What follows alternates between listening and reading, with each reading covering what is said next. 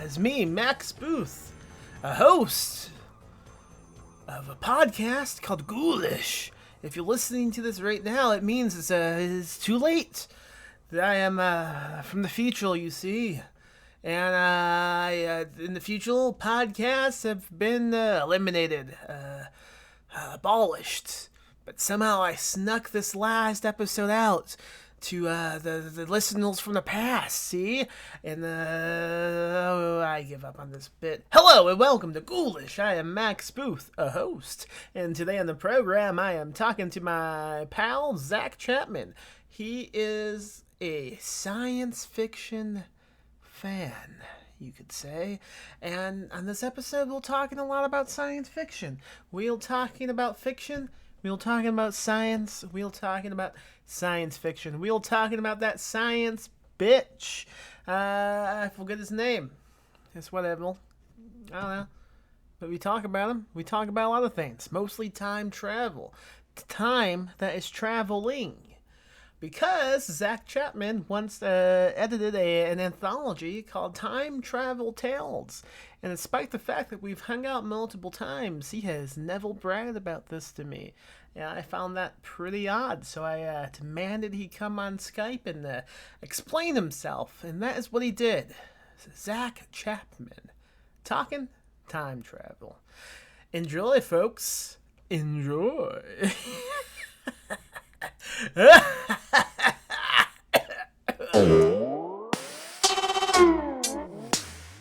Okay, so you and I have hung out quite a few times, and not once have you bragged to me that you edited a time travel anthology, and I always tell you things I'm doing, even if you don't ask. So what's the deal with this time travel book that you did? Well, 2016, I guess I started the work in 2015, and I just wanted to do a themed anthology. Well, I just wanted to edit an anthology at first. And I just want to get my feet wet. I was like, what are the different ways of doing that? Well, I could just do like a no theme. I could just get some friends to write or whatever. But I ended up picking a theme, time travel, and then doing an open call, which is crazy. And I had the open call for like months, I want to say. I think I had it was open for like 2 or 3 months.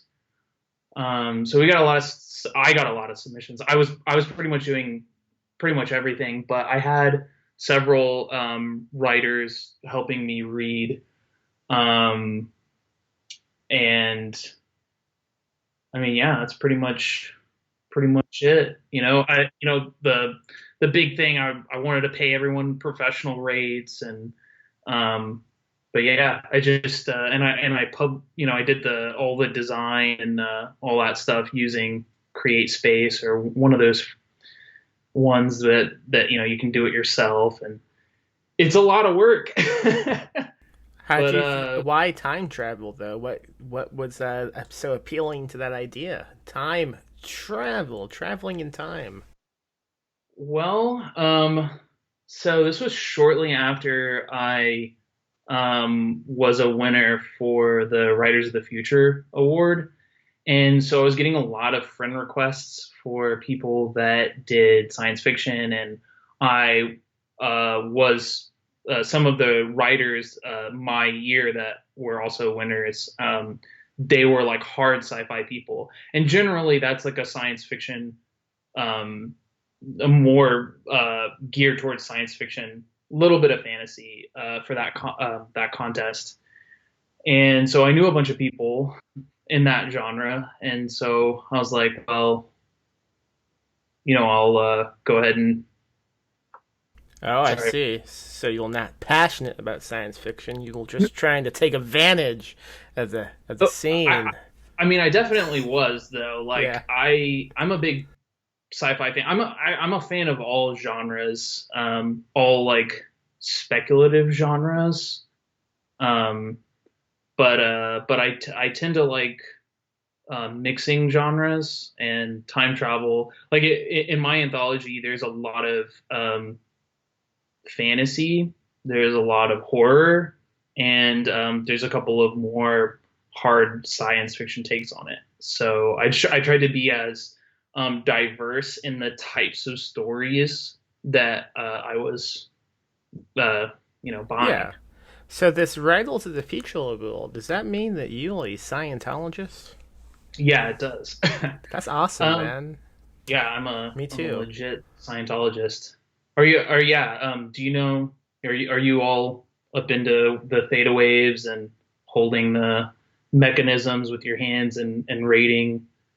Getting your personality tested and all that. Dude, I've held a mechanism in my hand the whole time we've been talking. Yeah. Yeah, me too. I mean, I do it with my feet because that's the proper way. But yeah, I mean, I don't know if you know, but there's different levels of Yeah, I know. Scientology, and at the level that I'm at, that's the proper way that you're supposed to use these mechanisms. But we won't get into that because there's a lot of I just don't want to spoil it for any because like, pretty much everyone's a Scientologist, right? They're just at different levels. There's like the Christian fundamentalist ones; they're at the lowest level, and then there's like the Buddhist ones, and they're getting closer to achieving like theta, right? So, I'm more of a um, beta. well, yeah, I mean that was it's a contest, right? I was just submitting my work to fucking Yeah. everywhere. I've often been called a beta cuck, so I guess that's a low level. Yeah, I mean that's where you're still holding the mechanism with your hands instead Yeah. of using your, you know. That's fine.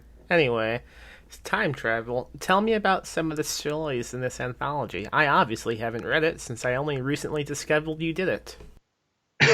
Well, there's a there's a Robert Silverberg story. The reason I bring that up is as some of your listeners might recognize that name. I heard Lansdale drop it um, earlier. He was talking about a science fiction author that was like no longer interested in writing new fiction, right? So I had read this story by him. Like I think it's called "What We Do at the End of the World" or something like that. It's something like that. Anyways, it's about time travelers that go to witness the apocalypse over and over again, and it's quite funny.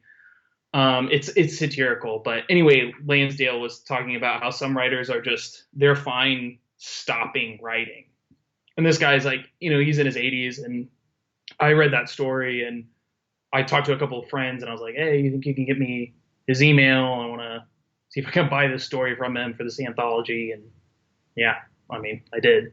Nice. Mr. Moneybags over here. I didn't know you Oh, were so rich.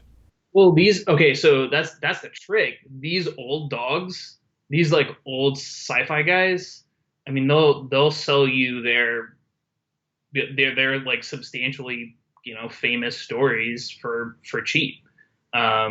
Just as long as, you send them a contract and you're doing it in the professional ways, they're pretty cool about it. I mean, he didn't know me at all. You And could have it was been just like, anyone. You could have been a yeah, con man. You, yeah. you I still mean, I might. am. You still might be. Yeah. So what else is in this book? Go tell me some more. Well, Brian Trent did a story. He's a friend of mine. He's another Writers of the Future guy from a couple years before. And his story is like a mix of cyberpunk and diesel punk and steampunk. And That's a lot of it's, punks. yeah, and it's like this story where um, there's not necessarily time travel, but there's like a mechanism where they're communicating between timelines. Yeah. And obviously cyberpunk's in the future and steampunk's like in the past and dieselpunk's in the present, and they're all communicating with each other to defeat a bad guy. And Sean Williams has a story in there. Sean William Scott. Yes. Nice. It's a comedy. It's really funny. He was a great name to get on the book, so I put his name on the cover. I'm impressed. It's bigger than my name too. Question: time travel, is it real or is it false? Well, I mean, it's real in that everyone's traveling through time right now, Oh shit! And you can travel. We can measure it, right? Yeah. So we can measure into the future time travel. So we know that exists. Like, for instance, you can the faster you're moving relative to another object, the faster you're moving through time. So, and they can do that with like atomic clocks. They'll set a clock in orbit, and they'll orbit around the Earth, and that clock is behind the time on Earth. It's going slower. That's like the kind of time travel in movies where you see what was that Nolan movie that came out a couple years ago? You actually see what's it called? Interstellar? Yeah, Interstellar. So that's all. I haven't seen that. Thanks for ruining it. Well, I mean, that's just that's not like, well, time travel shows up in multiple instances in that movie, and space-time dilation is just a couple of the times. There's a gravity will cause time travel. This is super science fiction and probably boring for people listening to a horror podcast. And you know horror, what? But they could fucking unsubscribe. Yeah, but yeah, I mean, gravity will speed time. It will slow relative to the person near a black hole, right? They'll age much, much, much slower as someone who's, even, a light year away from the black hole, right? Yeah. So what's the closest you've ever been to a black hole? I've been inside. Nice, man. Inside a black hole. The only black hole I've ever seen was a Goatsea, I think. There's I've no also been Yo inside Mama that. black hole jokes? What was that? There's no Yo Mama black hole jokes? No, I am not a racist.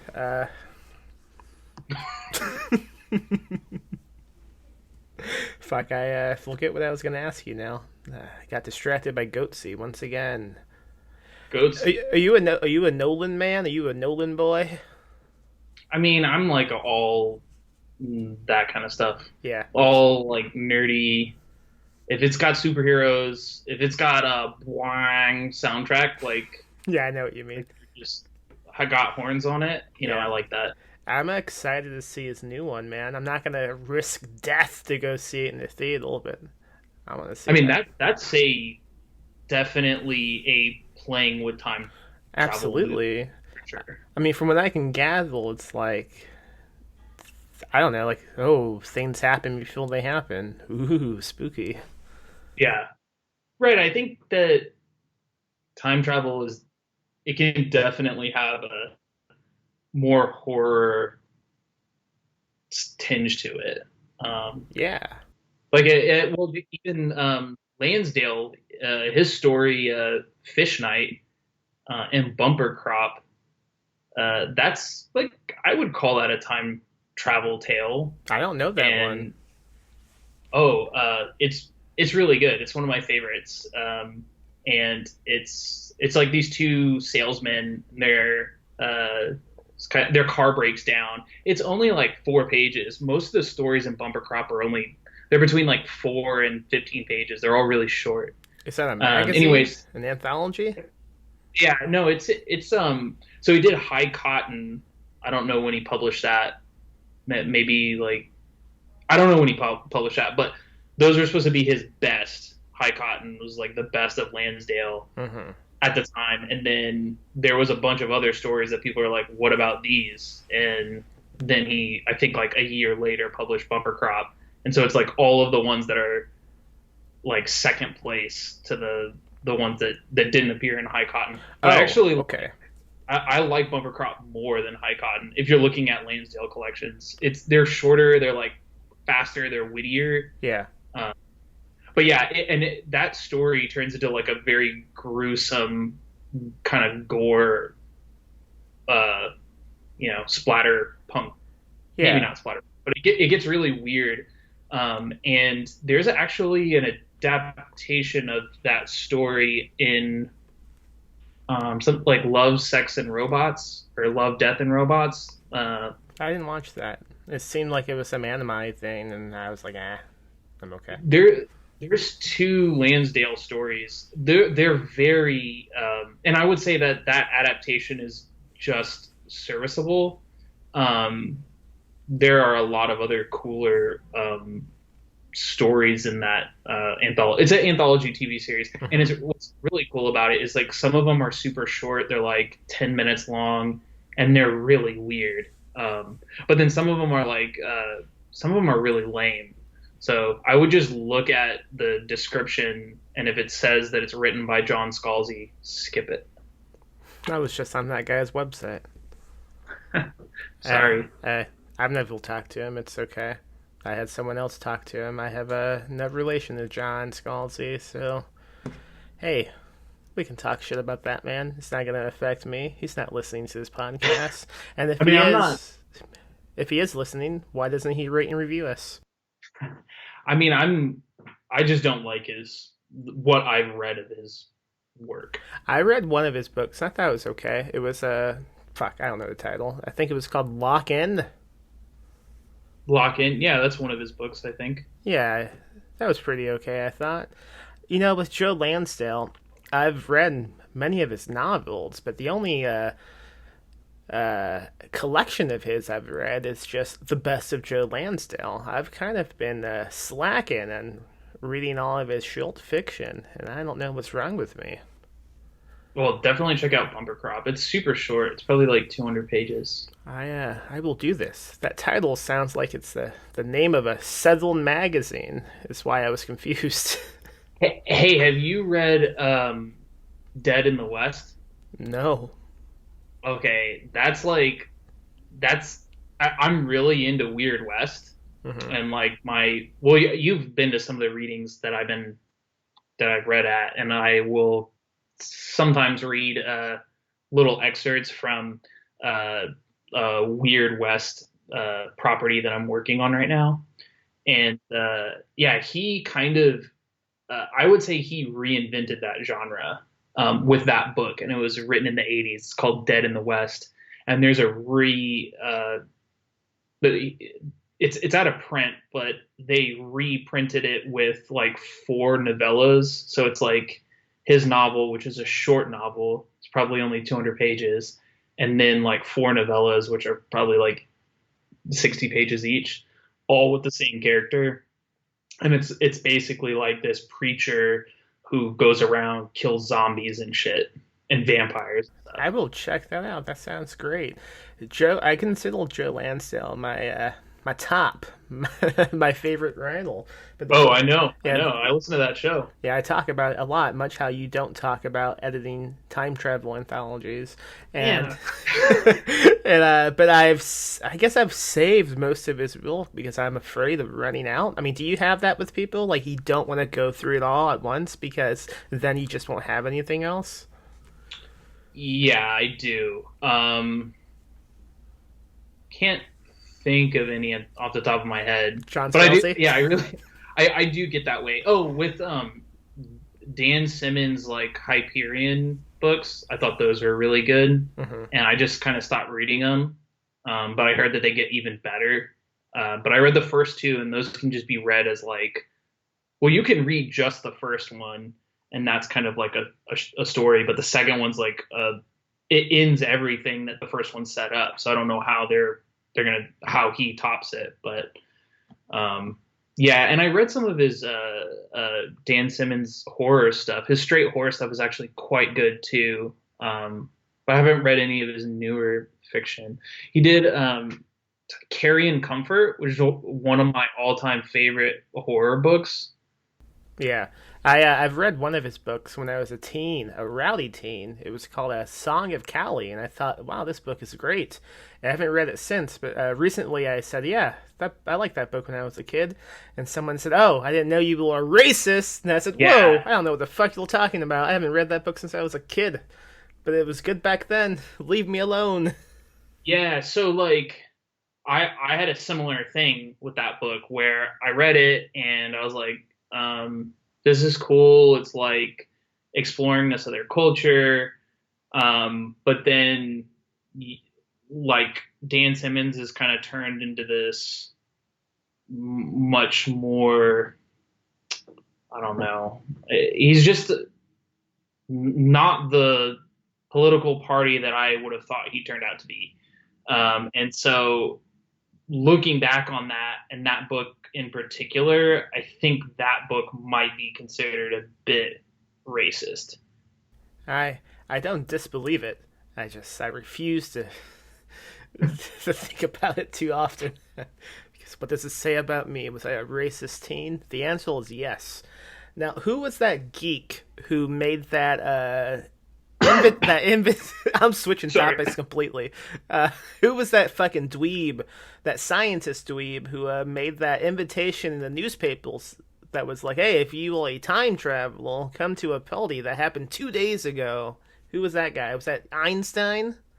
That stupid science bitch. That guy died like last year. What was his name? Was it John Scalzi? John Scott. No, no, there was a what's his name? Stephen Hawking. Oh, that He, fucking science bitch. Yeah. So my whole thought about that, like his idea is, well, if time travel existed, then they would have come to this party that I invited them to 2 days after the fact. Well, what if no one wanted to come to your stupid fucking party, man? yeah, what if you're just a loser? I You're mean, a stupid science bitch. it's No one like would want to show up to your party. you can't even consider that idea. It has to be, oh no, time travel doesn't exist. Listen, I threw parties before. Nobody showed up. I didn't think time travel wasn't real because of it. I think there's some like interesting takes on like, well, because of that, there's no time travel into the past, right? We know for sure there's time travel into the future. Um, but there's like ideas that you can only travel, like if someone creates a time travel device, they can only travel back to the time from when that device was created. I think there's a movie like that, like I think that's the conceit of Primer. Yeah, So I it's think just that, so. yeah, it hasn't been invented yet, Uh-huh. maybe. And then there's also the idea that like a building blocks universe where if you do go back in time, you're going back to a different reality, or you're going back to a like a you're traveling through dimensions, or you're Right. going through a multiverse, and you're going to a multiverse where that exists. Yeah, it's the whole thing in Back to the Future too, where he gets that fucking chalk build out and writes the different timelines now that they reset something in the past. Yeah. I really like that movie you mentioned, Primal. I think it might be the best time travel movie. Agree? I actually haven't seen it. What the fuck are you doing referencing it then? Well, I mean, I think the best time travel movie is Terminator 2, right? I mean, there's not a lot of time travel in it, but it's a fucking good movie. You gotta see Primal, man. It's a great movie.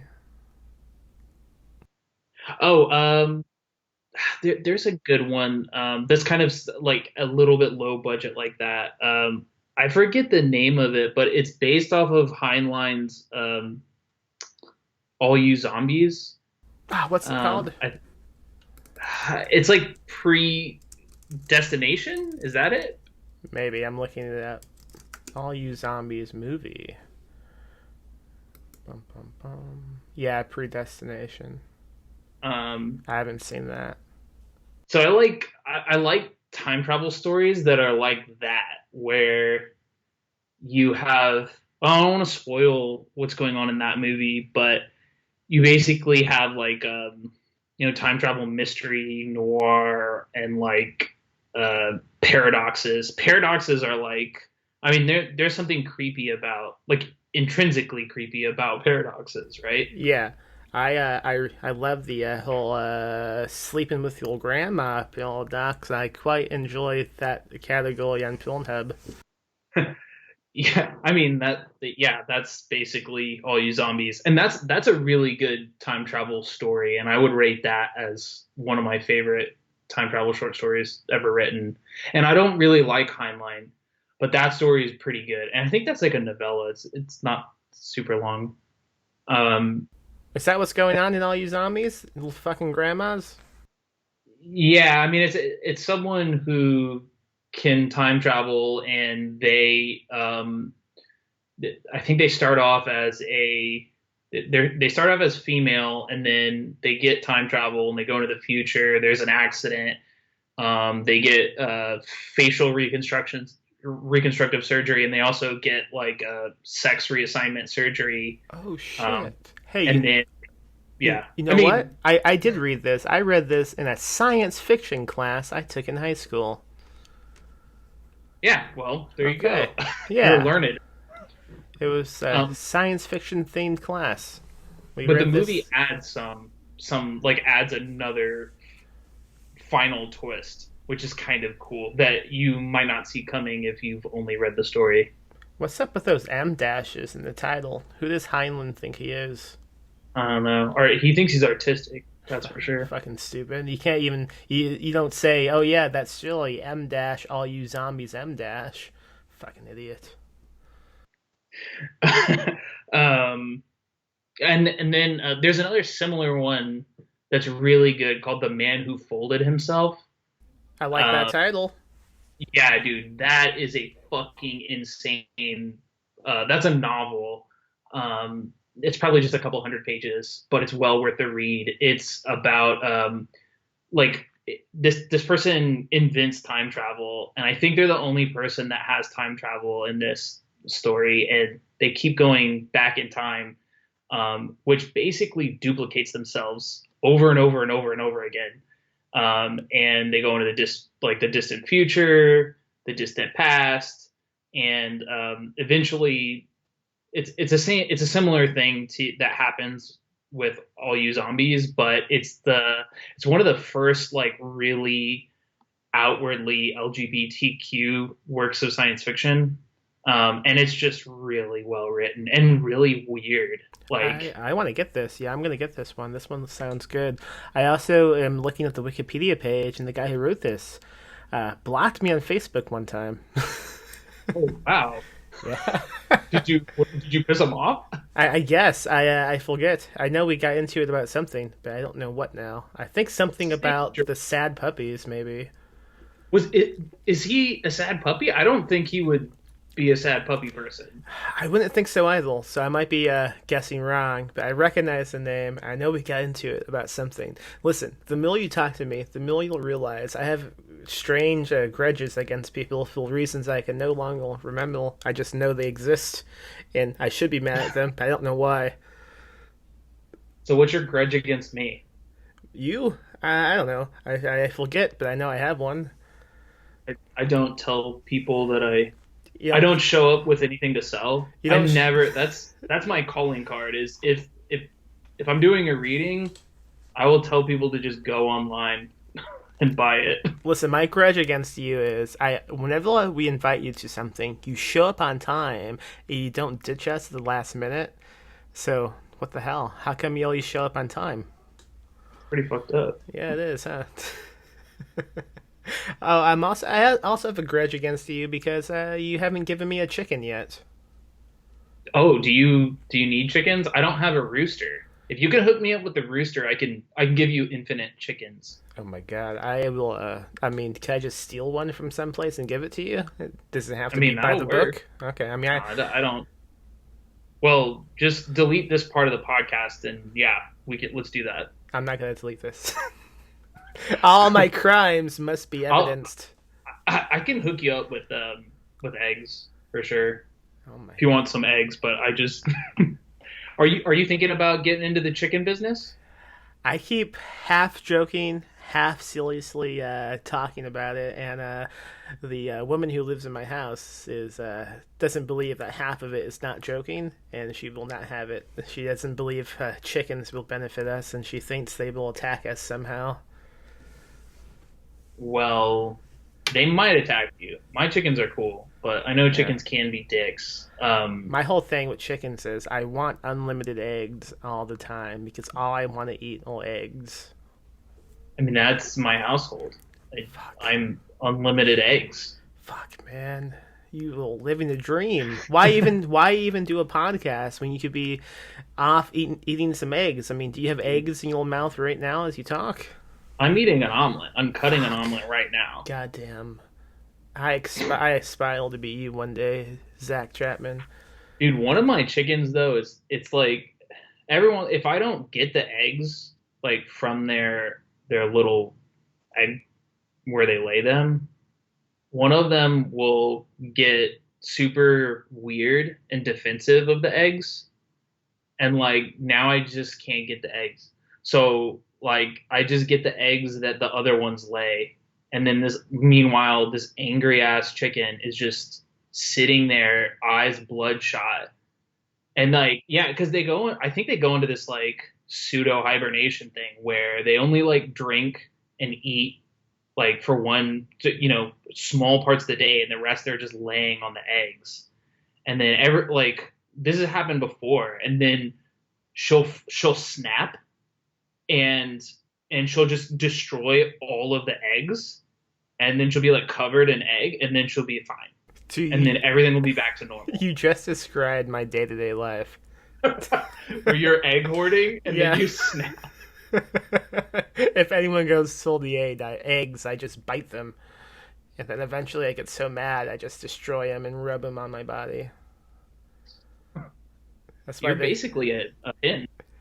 I could be the hen you want, man. I could move into that fucking chicken cage. I assume you have. I don't know what you do. Do they just run around the house? But yeah, they're inside. They're inside chickens. That's fucking so cool. I would love to have an inside chicken just sleeping with it. Yeah, I mean, they lay eggs on my pillow, and I haven't been able to sleep because she's just bloodshot, red eyed on the pillow, and I only have the one. When I was a kid, anytime I would lose a tooth, I would wake up and there would be a cracked egg underneath my pillow, and no one knew why. And eventually, we discovered someone was living in the attic. So I have like this child's playhouse, and I just wrapped the whole thing in chicken wire, and they live in that. And I have a little outside pen that they can graze in. Do they have a slide? They do, but they don't go on it. Ah, that's so disappointing. Do you try to train them to go on the slide? And like, can a chicken have fun? Yeah, they can, but chickens are fucking dumb. Oh, that's unfortunate. Chickens have very basic motivations. They're like, it makes them good pets. Like if you get it, I would only get hens because the chicken selling lady was like, well, you could get like an aggressive rooster, or you could get a rooster that's a dick. And I was like, those are the two options. I'll just get hens. Because they get defensive and they try to protect the hens, and I don't want to fuck with that. I So, I feel like I could fight a chicken if I had to. dude, so one of my chickens died recently. I don't. It was kind of like a freak thing. Like I don't know what happened, and I went to remove the body from the little child's play thing, and one of the chickens like tried to attack me because I guess it like knew, like maybe it thought that it was sick, but it was definitely dead by the time I was moving it, and it just like flapped up and tried to get me, and it's like I don't know, I would be scared that I would just like punch a chicken, and I don't want to punch a chicken, you know? Like I don't want to flail when it's like, because they're like brittle, they're like a little brittle creatures. And if they're like coming at you hard, you're gonna be like, "God, get the fuck off of me!" Ah! And then you're gonna smack it, and I then would it's gonna be definitely sad. scream quite loud. I also would be afraid of, I don't know, convincing myself I was a chicken somehow. To go into the Yeah. chicken's lair. You ever read that Lansdale story? You build that guy, and it's like a fucking Dalmatian somehow. And Yes, he puts on the suit, right? yeah. He goes to the fucking file house and just, he's the dog. I would be that, Dude, but with a chicken. that story is just too sad. Yeah. That one's in Bumper Crop. Oh, okay, cool. It's also in the Best of Lansdale. Yeah, that's one of my favorite Lansdale stories. A mutual friend, Andrew, recommended I read that one. That was a good one.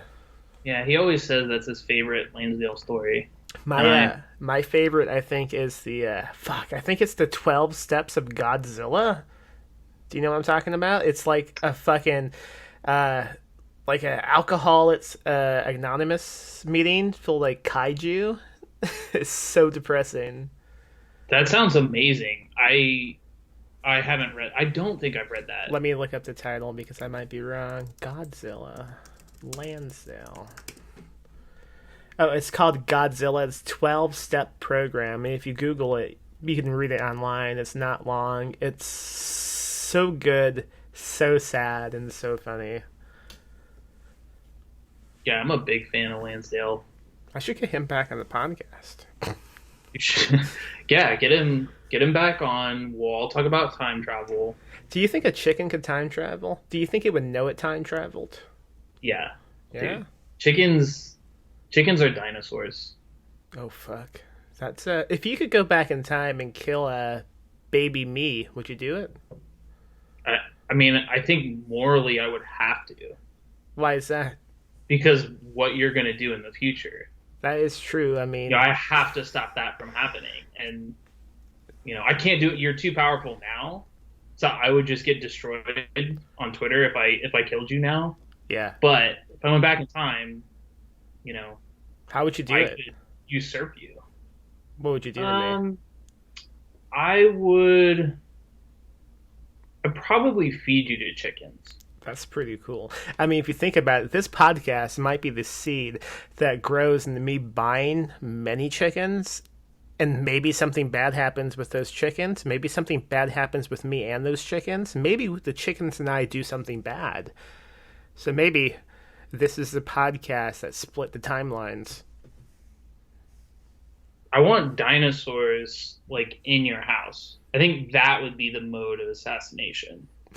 Just Like maybe I bring them with me forward in time. Maybe yeah, I send your house backward in time. I would be okay with that. I quite like that episode of The Simpsons. Homo time travels because of the fucking spooky science fiction toadstool he has. Are you a Simpsons guy? Um, no, I'm not. And I mean, I've been invited to multiple Simpsons podcasts, Yeah, I know. and I've always declined because my Simpsons lore check is always like zero. I was the backup invitation, I guess, for the I guess no longer available Defunct. podcast. Yeah, defunct podcast. We shot Mr. Bill, and they were like, "Well, Zach can't do it. Let's see if Max will drive up from fucking San Antonio." And because I have no self-respect, I said, "Yeah, I'll do that drive." What do you think about that, Zach? I think I think if I would go back in time, if I could change anything, I would not change the fact that I don't really care for The Simpsons. That's That fucked shit up. is washed. That's Aren't you're younger than me? You're still in your 20s, right? yeah. What How about are it? you a Simpsons fan? Because Like Simpsons is awesome, man. I don't know what to tell Simpsons is you. for like 40-year-old bros. Listen, man. Growing up, we had like fucking 7 channels. One of them was Fox. They played Simpsons all the time, especially the reruns. I don't know. That's what I watched. I was more of a married with children child. I did both. I did see I only had 35. I only had the Warner Brothers channel. Ah. Fox didn't come. I would have probably loved The Simpsons if Fox came in, but for whatever reason, my parents didn't do cable, and so I was. We didn't either, but I also lived in Indiana, so maybe Fox was just like a local channel by us. Oh, I know Fox was a local channel for me, but for whatever reason, all my friends they would watch Simpsons and shit on Fox Kids and all that. But yeah, all I had was Batman the animated series and Married with Children. Let's do a Millie with Children episode. That's pretty spooky. Yeah. Anyway, any other little time travel thoughts you want to get into? Um, do you like Robert Bloch? I don't know enough about him. He wrote some. Didn't he write Psycho? Yeah, he wrote Psycho, Yeah. and he wrote Yours Truly, Jack the Ripper. There's another famous one that he did. Wait a second. Is that the whole title, or are you telling me that you will Jack the Ripper? I'm also a time traveler. So he wrote a story for Harlan Ellison called A Toy for Juliet. Is that Dangerous Visions? Yes, Cool. that is. Have you read Dangerous Visions? I have not, but I have read about it. I don't know why I haven't read it. I'm pretty fascinated by that unpublished last volume. Yeah. Well, I mean, now I guess I think most of those stories are available. He died last year, maybe 2 years ago. 2018, yeah. Um, but yeah, Harlan. I guess he commissioned that, which it's a time travel story where this kind of psychopath goes back in time and catches Jack the Ripper and tries to torture him and stuff in the far distant future. And then Harlan Ellison wrote a sequel to that story that Jack the Ripper is the main character in it, and I guess there's not as much time travel back going on, but it has Jack the Ripper in like a super far future setting. And it's very weird and very Harlan Ellison-y. Man, only Ellison could have the ego to write a sequel to something he didn't write. Yeah. it's honestly, I won't say it's not as good, but it's just so completely different from the other story that it's like I mean, you can read both of them as standalone short stories, and you wouldn't, if you read one without reading the other, you'd not be any less off. But yeah, all of Dangerous Visions is great.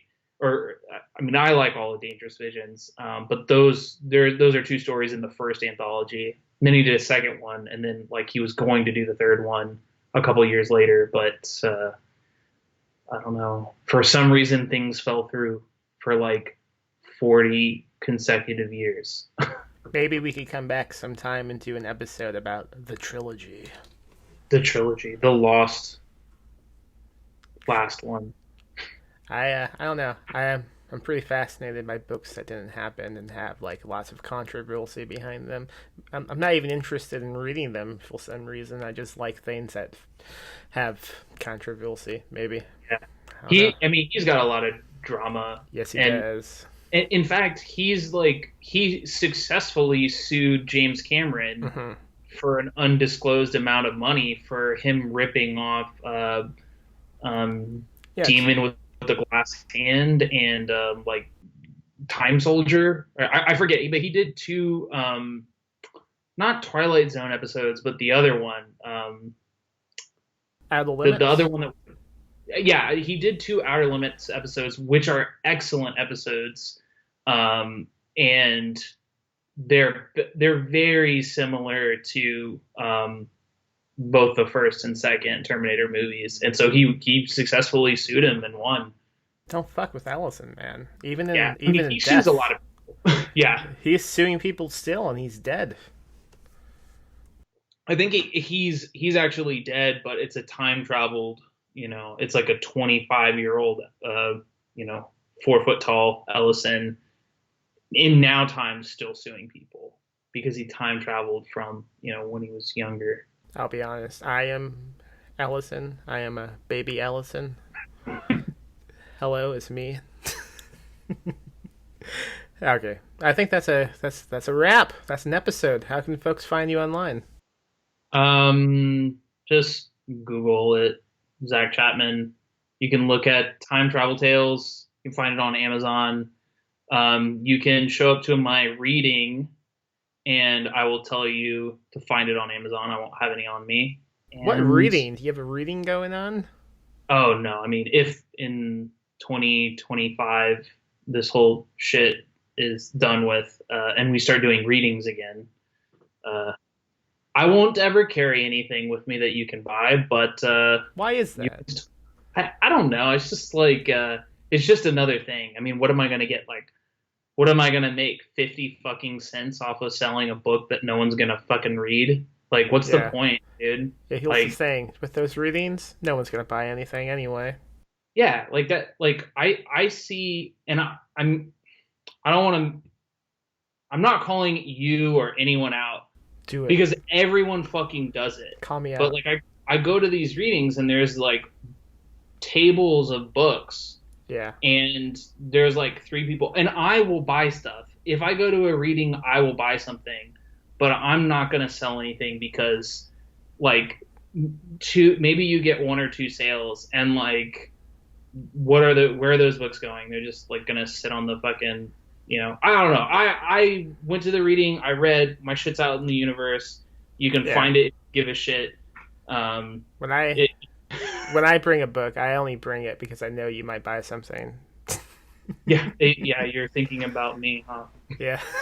Because I'll show up early and I'll buy it. Yeah, you won't blow us off the last minute and not tell us why. We'll apologize. That's what I like about you, Zach. Yeah, I mean, I'll come in. I'll read some really generic sci-fi. And, I'll be that placeholder guy. Like, you get some real edgy-ass person that's like, it's a coin flip whether they'll show up or not. And then if they don't show up, you got your stand-in, Zach. Yeah. He'll read the same shit that he's read every time.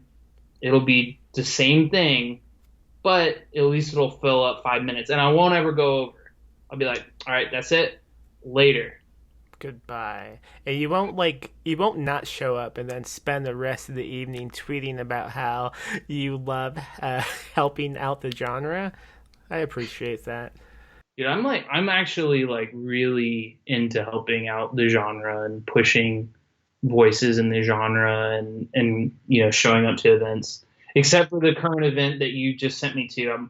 I was very busy, I couldn't make it, and then my car the engine failed, but also I got that fixed, but then there was a flat tire, so... I have no idea what you're referencing. Dude, I'm doing a bit, dog. Oh. You fooled me. Well, this has been Ghoulish. Thanks for listening. Alright, if you liked today's episode of Ghoulish, why don't you go on over to iTunes and rate and review the podcast. I also have a new novel out called Touch the Night. Buy any place you buy books. It's about small towns, spooky demon shit, and pissed off moms. We just released Michael David Wilson's new book, The Grill and the Video, out now through Perpetual Publishing. And in September, we will be publishing a new novella from Paul Michael Anderson titled Stand Alone. And you can pre-order that one right now over at perpetualpublishing.com.